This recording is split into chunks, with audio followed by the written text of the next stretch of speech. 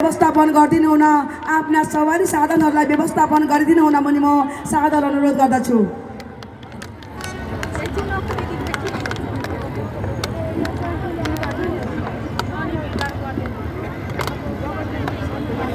यसैगरी म थोरै स्वागत सम्मान जोड्न चाहन्छु। हामी माझमा इटली नगर अध्यक्षका अध्यक्ष हरिनारायण चौधरीजीको पनि गरिमामय उपस्थिति रहेको छ। म उहाँलाई स्वागत सम्मान गर्न चाहन्छु। यसैगरी 2 नम्बर क्षेत्र चुनावी संयोजक राजेन्द्र राईजीको पनि गरिमामय उपस्थिति रहेको छ। म उहाँलाई पनि स्वागत सम्मान गर्न चाहन्छु। यसैगरी हामी माझमा हाम्रो समानुपातिक उम्मेदवार कोपिला घिमिरेज्यूको पनि गरिमामय उपस्थिति रहेको छ। म उहाँलाई पनि अतिथि आसन ग्रहणको लागि हार्दिक अनुरोध गर्न चाहन्छु।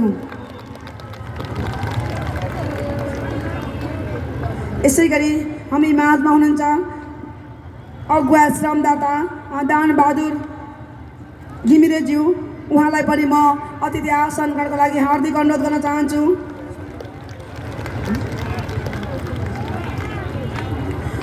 अब भने यहाँहरूको माझमा मैले पूर्व उद्घोष गरिसकेको छु। हिमाल पहाड तराई अनि हामी माझमा कोही छैन पराई।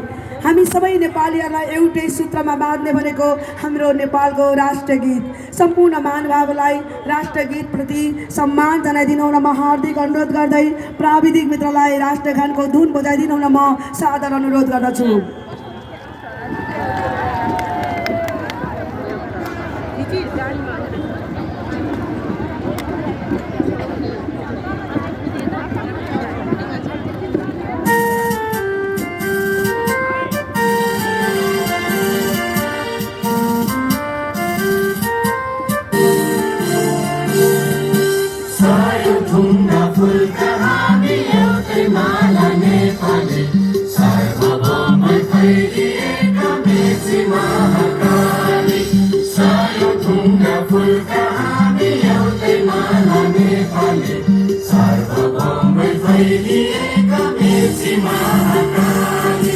प्रकृतिका कोटि कोटि सम्पदाको अचल वीरहरूका रगतले स्वतन्त्र अचल ज्ञान भूमि शान्ति भूमि तारे पहाड हिमाल अखण्ड यो प्यारो हाम्रो मातृभूमि नेपाल।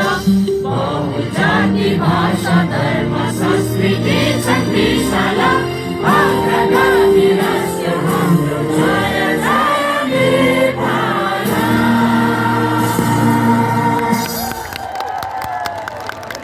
धेरै धेरै धन्यवाद। यहाँहरू सम्पूर्णमा राष्ट्रगानप्रति सम्मान जनाइदिनु भएकोमा पुनः म अतिथि आसन घटनाक्रमलाई जोड्न चाहन्छु।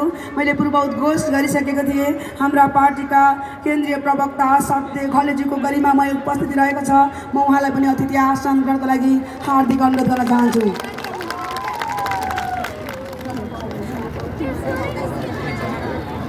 अब भने यहाँहरूको माझमा हामी एउटा इतिहासको सुरुवात होइन, नयाँ युगको क्रान्ति सुरुवात गरिरहेका छौँ। हामी